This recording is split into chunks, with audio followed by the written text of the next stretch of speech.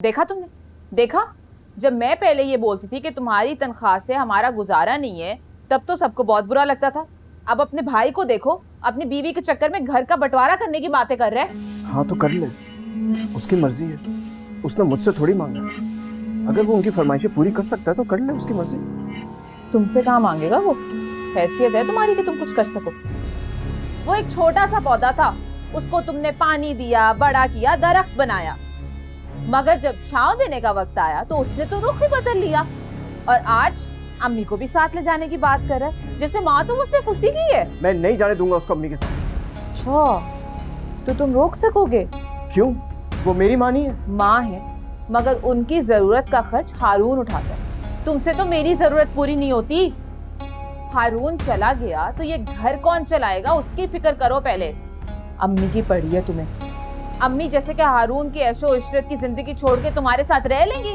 गलत फहमी है तुम्हारी। हाँ रह लूंगी, मैं बड़े आराम से रहूंगी ये ऐशो इशरत की जिंदगी गुजारे बगैर। और अगर मेरा बेटा चाहेगा ना तो मैं इसी घर में रहूंगी, छोड़ के नहीं जाऊंगी इसको, क्योंकि मैंने अपनी जिंदगी में बहुत कड़ा वक्त देखा और अल्लाह का शुक्र करके वो भी गुजार दिया। तुम्हें याद है ना फरहान, कैसा वक्त गुजारा था तुमने, और अब तुम्हारा हाथ तंग नहीं है। फिर भी हारून जैसी कमाई तो नहीं है ना इनकी।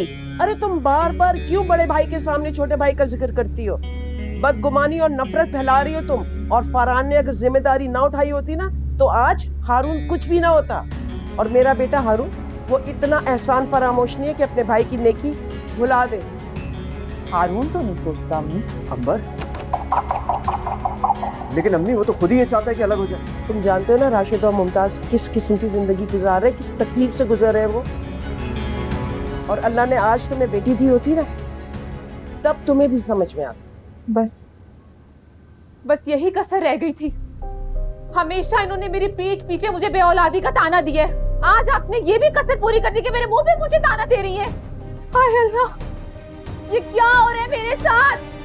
मेरी गोद भर दे वरना ये औरत तो मुझे ताने दे दे के मार देगी मुझे। मैं क्या करूं? मैं कहां जाऊं? कोई रहम नहीं करता इस घर में मेरे पर। अंबर, अंबर प्लीज प्लीज संभालो खुद को। क्या हो गया? तुम क्यों बात को गलत तरफ ले जा रही हो? मैंने तो सिर्फ मिसाल दी थी। अम्मी प्लीज, आपको उसके सामने ऐसी बातें नहीं करनी चाहिए। आप जानती हैं इसकी दुखती रखो। आपने कैसे उसको बेऔलादी का ताना दे दिया? बस अल्लाह करे मैं मर जाऊं, आपको सुकून आ जाएगा। चुप हो जाओ अंबर, प्लीज चुप हो जाओ। मत करो ऐसी बातें। क्यों अपने आप को इज्जत दे रही हो?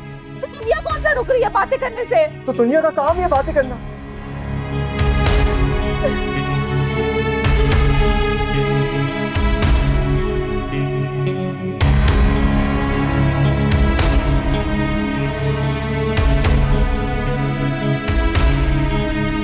अगर इस सब तमाशे के बाद भी अगर आपको अलीना के घर वालों की डिमांड गलत लगती है तो आई एम सॉरी अम्मी, लेकिन मैं ये कहने पे मजबूर हो जाऊंगा कि आप मेरे साथ ज्यादती कर रहे हैं।